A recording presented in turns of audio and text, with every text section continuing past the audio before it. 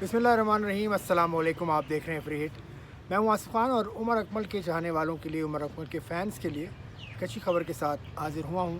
उमर अकमल का रीहैब जो कि पिछले महीने शुरू हो गया था, जब उन्होंने इतराफ़ी बयान अपना दिया था, अपनी गलती को तस्लीम किया था, पीसीबी के एंटी करप्शन लेक्चर्स अटेंड किए उसके बाद उन्होंने, और अब पीसीबी ने उन्हें क्लब क्रिकेट खेलने की इजाज़त दे दी है। ये पहली ये भी एक कड़ी है, रीहैब प्रोग्राम की एक कड़ी है कि क्लब क्रिकेट खेलने की इजाज़त मिलती है और उसके बाद मुकम्मल क्रिकेट खेलने के अहल भी हो जाएंगे, और जिसमें तकरीबन अगले माह तक 1 माह का वक्त लगेगा। उसमें उनको जूनियर खिलाड़ियों को लेक्चर्स अभी देने हैं।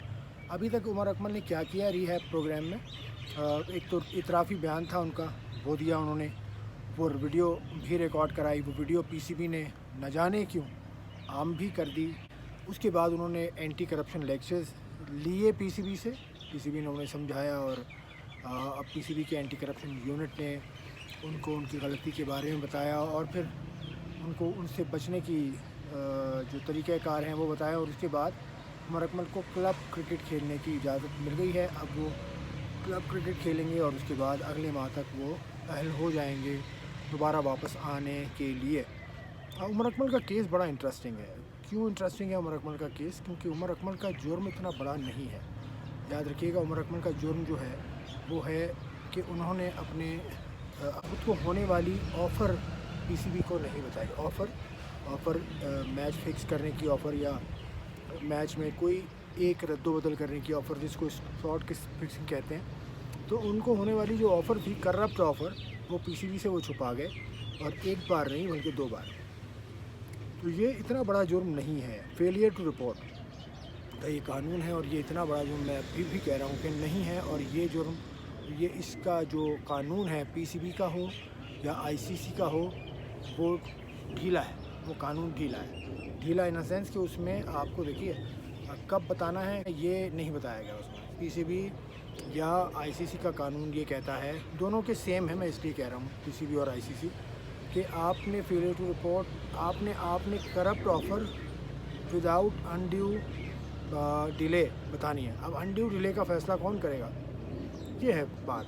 तो मैं इसलिए समझता हूँ कि ये कानून इतना, इसमें ये ढीला कानून है। इसमें ज़रूरत है कि इसको टाइट किया जाए, इसको डिफ़ाइन किया जाए कि 2 दिन के अंदर अंदर बताना है, 3 दिन के अंदर अंदर बताना है, तो तब बात समझ आती है। तो ये थे उमर अकमल।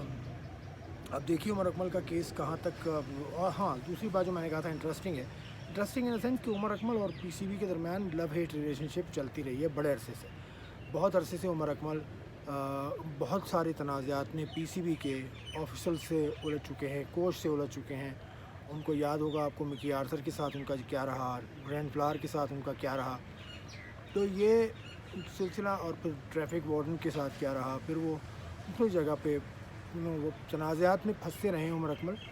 इसलिए मैं समझता हूँ कि थोड़ा सा और ये वाले केस में भी उमर अकमल ने काफ़ी ज़ोर मारा, काफ़ी हाथ पैर मारे, जिसने पीसीबी को भी यकीनन नाराज़ किया होगा, जिसके 22 पीसीबी भी कोर्ट ऑफ आर्बिट्रेशन में गई, उमर अकमल भी गए, और उसके बाद ये मामला चला। लेकिन मैं समझता हूँ कि ये विन विन सिचुएशन है दोनों के लिए, क्योंकि दोनों ही पीसीबी ने, अभी देखिए, अगर पीसीबी ने जो सज़ा दी थी 3 साल की, वो अगर कम होके 1 साल हो गई, तो साथ जुर्माना भी आ गया उमर अकमल पे। और उमर अकमल की सज़ा अगर 3 साल की थी, वो 1 साल की हो गई, लेकिन उनको जुर्माना देना पड़ा। तो ये मैं समझता हूँ कि कोई इतना ख़ास वो नहीं है, बस एक केस था, वो ख़त्म हुआ, और अब ये है कि उमर अकमल साहब जो हैं वो खेलने के अहल होंगे।